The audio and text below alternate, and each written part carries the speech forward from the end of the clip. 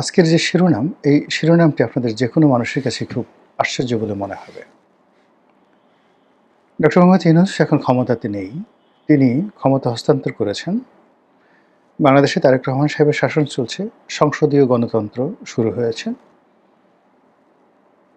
BNP সরকার গঠন করেছে বিরোধী দল ১১ দলীয় ঐক্যজোট জামাতের নেতৃত্বে। এটা ধ্রুব সত্য। বিএনপির ক্ষমতা এখন প্রশ্নাতীত। তারা যেখানে হাত দিচ্ছে স্বর্ণ ফুলছে, প্রধানমন্ত্রী যেখানে যাচ্ছে সেখানে চাঁদের হাট বসছে।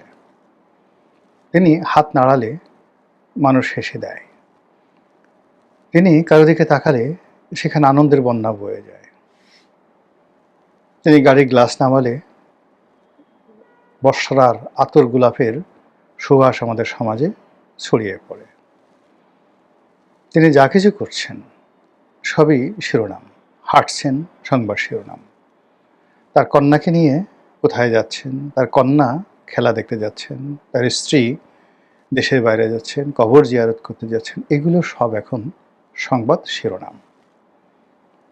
আমাদের দেশের মানুষের মধ্যে যে প্রচলিত রাজনীতির প্রতি আনুগত্য, যেটাকে বলা হয় এজাহারে তাজাল্লুল, এর প্রেক্ষিতে সবাই এখন বিএনপির বাইরে অন্য কোনো চিন্তা করতে পারছেন না। সবার ধারণা 2041 সন পর্যন্ত বিএনপি ক্ষমতায় থাকবে এবং তারেক রহমান সাহেব যতদিন জীবিত আছেন তিনি ক্ষমতায় থাকবেন।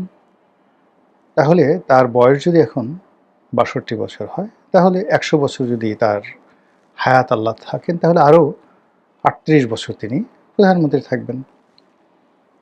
তারপর তার স্ত্রী যদি ইচ্ছা করেন তিনি হবেন, তা না হলে তার কন্যা জায়মা রহমান হবেন। এটা হলো মানুষের সাধারণ বোধ এবং বুদ্ধি, এবং এটাই আমাদের দেশে হয়ে থাকে যে ক্ষমতার যে বৃত্ত এবং বলয় আছে এর বাইরে মানুষ চিন্তা করতে পারে না। মানুষের আমাদের দেশের আরেকটা চরিত্র হলো যে আপনার বাড়ি আছে, গাড়ি আছে, টাকা আছে, পয়সা আছে, স্বাস্থ্য আছে, জ্ঞান বুদ্ধি সব কিছু আছে, কিন্তু আপনার কোনো মূল্য নেই যদি না আপনি কোনো সরকারি চাকরি না করেন, যদি কোনো সরকারি কর্মকর্তার সঙ্গে আপনার বন্ধুত্ব না থাকে, যদি মন্ত্রী এমপিদের সঙ্গে, প্রধানমন্ত্রীর সঙ্গে, রাষ্ট্রপতির সঙ্গে আপনার সম্পর্ক না থাকে, অথবা আপনি নিজে যদি এগুলো না হন, তাহলে আল্লাহ আপনাকে যত গুণাবলী দিয়েছেন কোনো গুণকে আমাদের এই দেশের মানুষ মনে করে না। আমাদের দেশে রাষ্ট্র ক্ষমতাকে দেশের মানুষ মনে করে সবচেয়ে বড় সফলতা। এখন রাষ্ট্র ক্ষমতা আপনার আছে, আপনি চোর হন, ডাকাত হন, ব্যাংক লুটেরা হন, জেনাকারী হন, ব্যভিচারী হন, অন্যের হক নষ্ট করেন, এগুলো কোনো বিষয়ই না। আপনি এমপি হয়েছেন আপনার কাছে দোয়া নেওয়ার জন্য, ফু নেওয়ার জন্য, আপনি কারোটি মাথায় হাত বুলিয়ে দেবেন, এর জন্য মানুষ লাইন ধরে আপনার পিছু ঘুরবে। আপনার বগল থেকে গন্ধ আসে, পায়ের নখ পচে গেছে, জুতা খোলা যায় না। আপনি যদি বায়ু ত্যাগ করেন তাহলে ৩-৪ গ্রামের লোকজন অসুস্থ হয়ে পড়ে, পশু পাখির মধ্যে কান্নার রোল পড়ে যায়।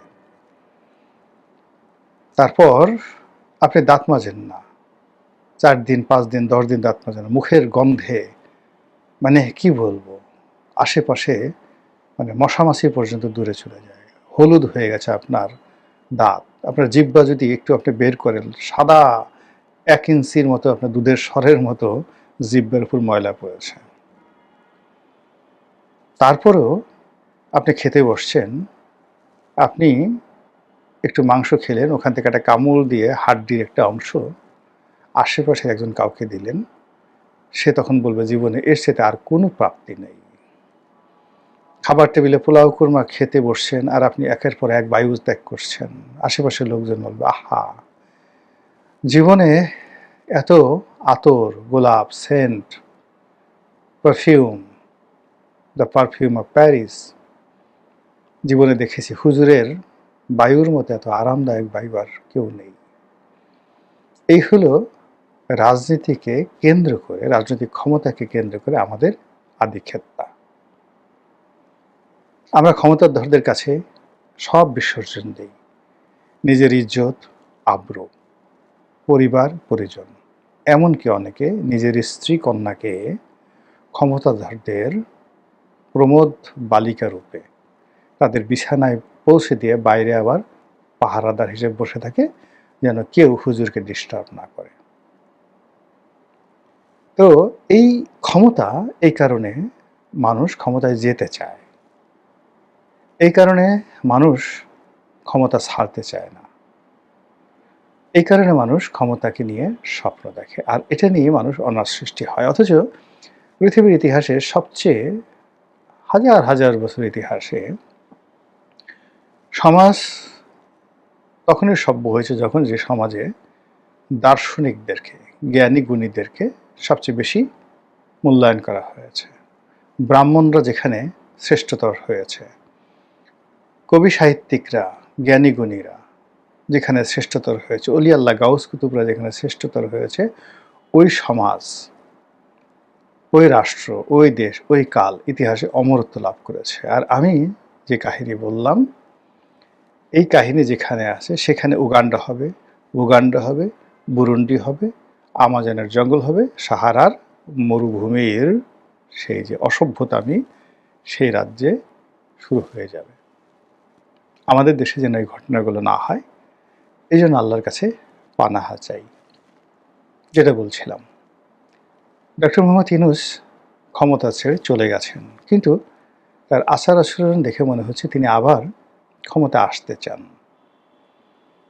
তিনি অনেক মেহনত করে, কষ্ট করে সেই যমুনাতে এসেছেন জনাব তারেক রহমান সাহেবের সাথে দেখা করার জন্য। এখনো পর্যন্ত তিনি এসএসএ প্রোটোকল পাচ্ছেন, এবং সেই প্রোটোকল নিয়ে তারেক রহমান সাহেবের সাথে দেখা করতে কেবলমাত্র যমুনার গেট থেকে তারেক রহমান সাহেবের সামনে আসতে তাকে 1.5 ঘন্টা অপেক্ষা করতে হয়েছে।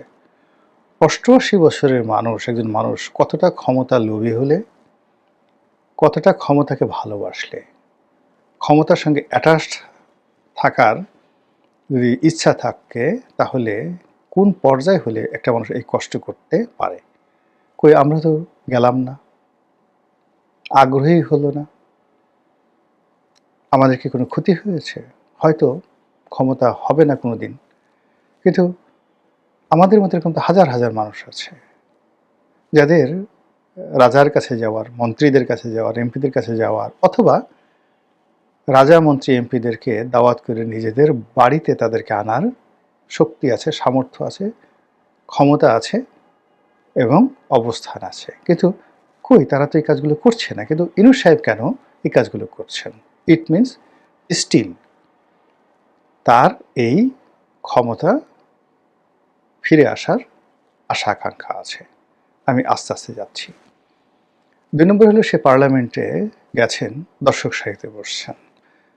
বিশ্বাস করেন, আমি 5 বছর এমপি ছিলাম। এমপি থাকাকালীন অবস্থায় আমার কতগুলো ইনহেরিট পাওয়ার আছে।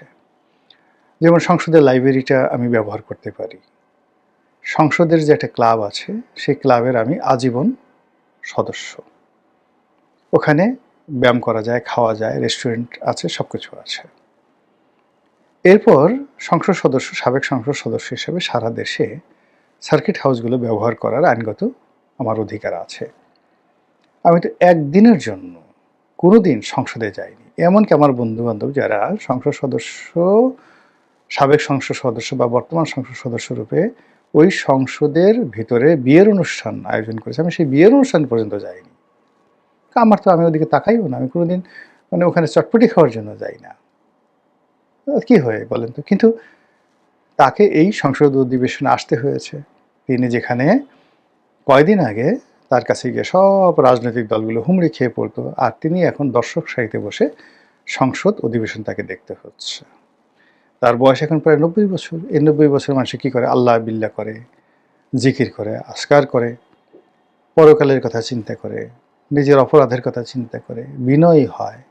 আর তিনি এখন জাপান ভ্রমণ করছেন, আর প্রতিদিন কার সাথে তার কি বৈঠক হচ্ছে সেগুলো ইংরেজিতে লিখে ফেসবুকে দিয়ে বেড়াচ্ছেন। তিনি যখন অন্তর্বর্তীকালীন সরকারের প্রধান ছিলেন, তখন তার ফেসবুকে একটা স্ট্যাটাস দিলে এখন তারেক রহমান সাহেবের যেভাবে হাজার হাজার লক্ষ লক্ষ লাইক পড়ে, ওইভাবে পড়তো। এখন আমার যে লাইক কমেন্ট আছে তার 10 ভাগের 1 ভাগের ডক্টর মোহাম্মদ ইউনূসের হয় না। তারপর তার না আছে লজ্জা, না আছে বোধ, সে করে যাচ্ছে। কেন সে জাপান গেল, কী কারণে গেল, এই বয়সে এই শরীর নিয়ে তো তার যাওয়ার কোনো দরকার ছিল না। এই গেল এক, মানে ইট মিনস তার মুভমেন্ট দেখে মনে হয় যে সে ক্ষমতাকে ভালোবাসে, ক্ষমতা তার খুবই পছন্দ, ক্ষমতার সাথে থাকতে ভালো লাগে তার, এবং দেশি বিদেশি ক্ষমতাধরদের সাথে তার যে দহরম মহরম সম্পর্ক, এটি তিনি উপভোগ করেন। এ গেল এক পার্ট। দ্বিতীয় পার্ট হলো, যে রয়্যাল বেঙ্গল টাইগার একবার মানুষের মাংস খেয়েছে, সে আর অন্য মাংস খেতে চায় না। তা ক্ষমতালোভী মানুষ যারা একবার ক্ষমতা পেয়েছে, পরবর্তীতে ক্ষমতা যাওয়ার জন্য তারা বেপরোয়া হয়ে পড়ে, নির্মম হয়ে পড়ে, নিষ্ঠুর হয়ে পড়ে, না পারে এমন কোনো কাজ নেই। শেখ হাসিনা বলেন, খালেদা জিয়া বলেন, যারা বলেন অতীতে ক্ষমতাধর ছিলেন, তারা দ্বিতীয়বার ক্ষমতা আসার জন্য, মানে যারা ক্ষমতা লোভী মানুষ, তারা না পারে এমন কোনো কাজ নাই।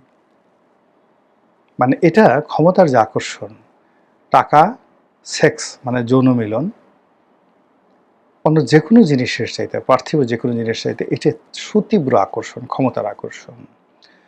ফলে দেখুন, মানুষ যখন ধর্ষণ করতে যায় বা খারাপ কাজ করতে যায়, তখন সে কতটা পশু হয়ে যায়।